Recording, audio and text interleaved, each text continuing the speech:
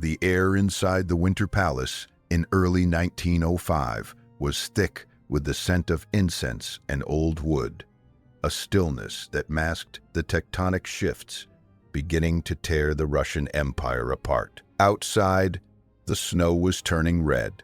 Thousands of workers, led by a priest holding an icon of the Tsar, had marched toward the gates, believing that if they could only speak to their little father, he would save them from starvation. Instead, the infantry opened fire. This was the moment the mystic bond between the Romanov Dynasty and the Russian people shattered forever. Yet the man sitting on the throne still believed his power was granted by God himself.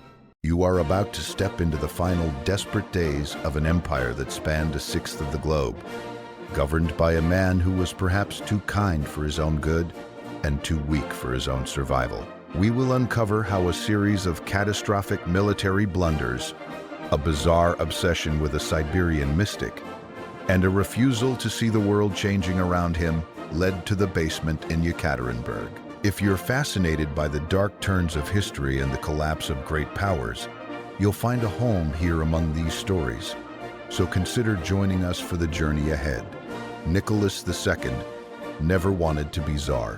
When his father, the physically imposing Alexander III, died unexpectedly in 1894, Nicholas wept, asking his cousin what would become of him and of Russia. He had been raised in the shadow of a giant, a man who ruled by fear and iron will. But Nicholas was soft-spoken, devoted to his family, and deeply introverted. He inherited a world on the brink of industrial explosion, yet his mind was anchored in the Middle Ages.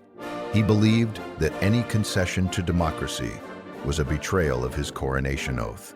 This fundamental disconnect would become the fault line of his reign. On the day of his coronation in 1896, a stampede at Kodanka Field left over 1,000 people dead. While the city mourned, Nicholas was persuaded to attend a ball at the French embassy to maintain diplomatic appearances. To the peasants, it looked like their new king was dancing on the graves of his subjects. It was a public relations disaster in an age before the term existed, and it set a grim tone for the decades to follow. The machinery of the Russian Empire was an ancient, creaking thing, held together by tradition and secret police. While London and Paris were embracing the 20th century, Russia remained a land where the Tsar's word was literally the law.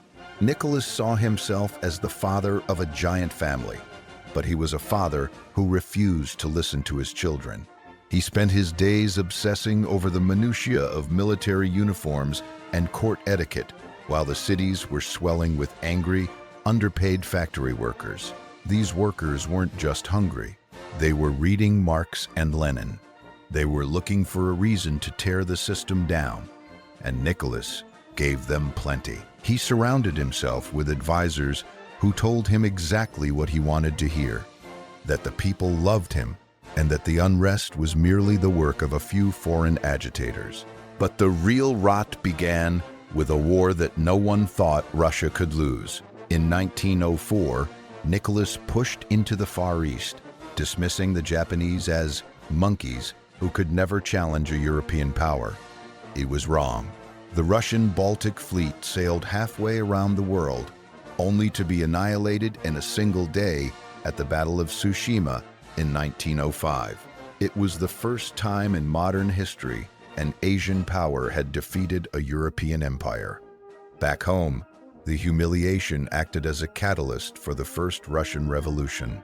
Nicholas was forced to sign the October Manifesto, creating a parliament called the Duma. He hated it. He felt he had been bullied into sharing the power God gave him, and he spent the next decade trying to claw that power back, firing prime ministers and dissolving the Duma whenever they dared to disagree with him. He was a man trying to hold back the tide with a wooden spoon. While the political fires burned, a private tragedy was unfolding within the palace walls. The Tsar's only son and heir, Alexei, was born with hemophilia, a genetic bleeding disease that meant a simple bruise could be a death sentence.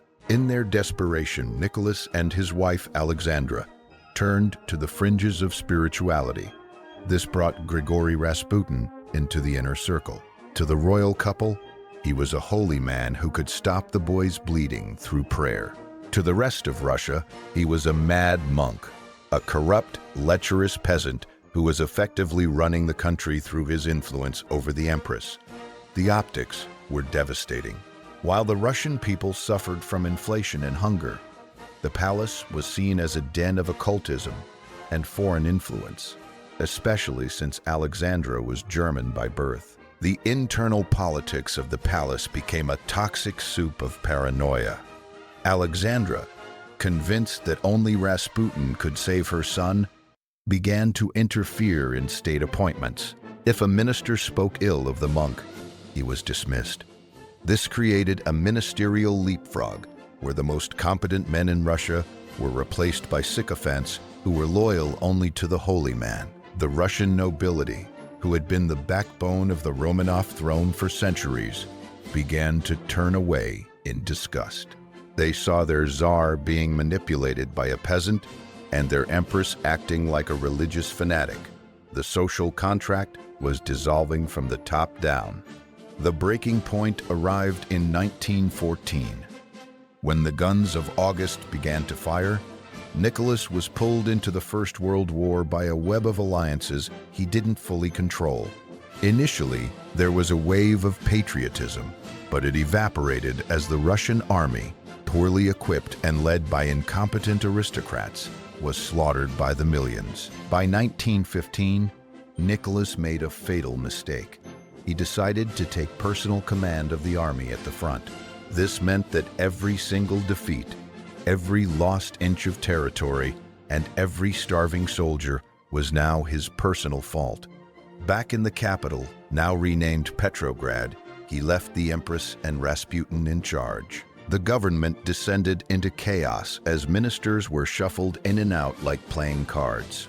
Rumors began to swirl that the Empress was a spy for the Kaiser, and that Rasputin was the true power behind the throne. By the winter of 1916, the streets were freezing and the bread lines were miles long. The Russian economy had functionally collapsed.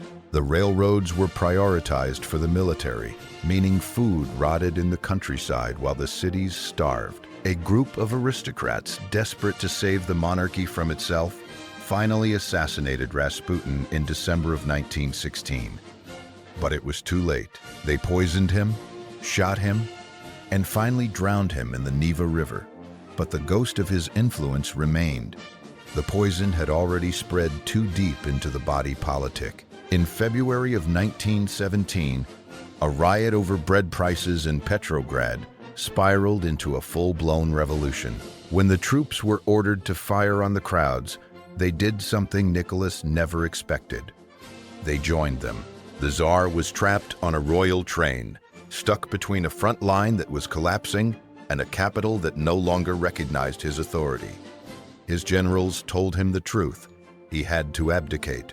On a cold train car in March of 1917, Nicholas signed away 300 years of Romanov rule with a pencil.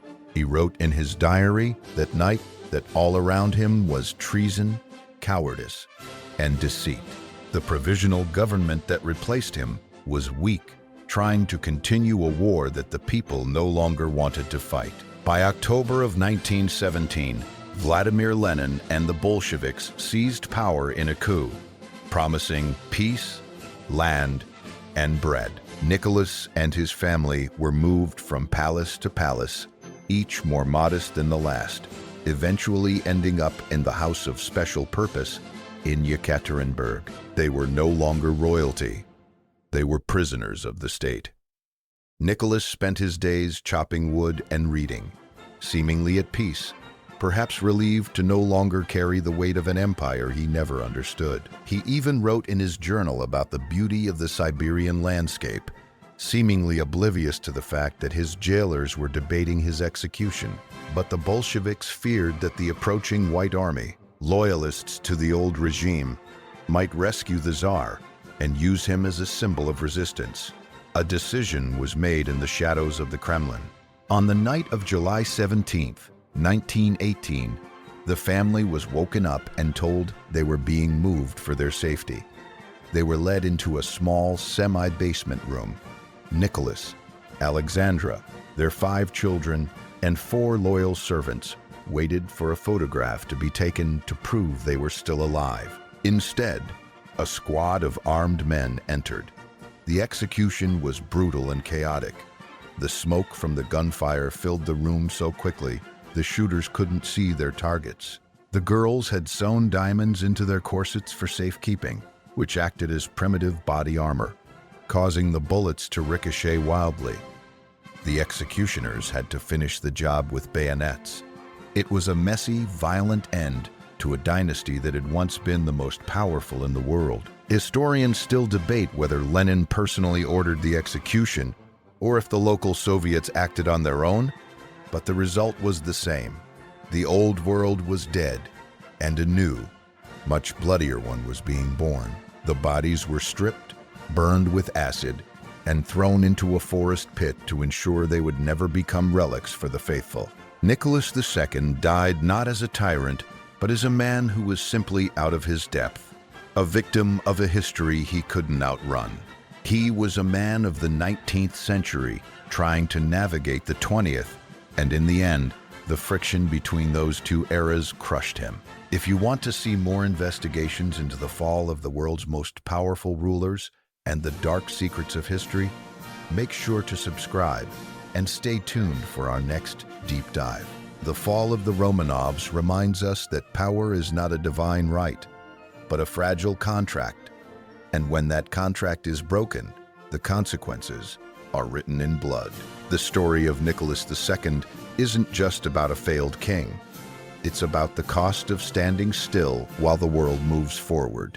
What do you think was the exact moment Nicholas lost Russia? Was it the war, the influence of Rasputin, or was the empire's collapse inevitable from the day he took the crown? Let us know your thoughts in the comments below.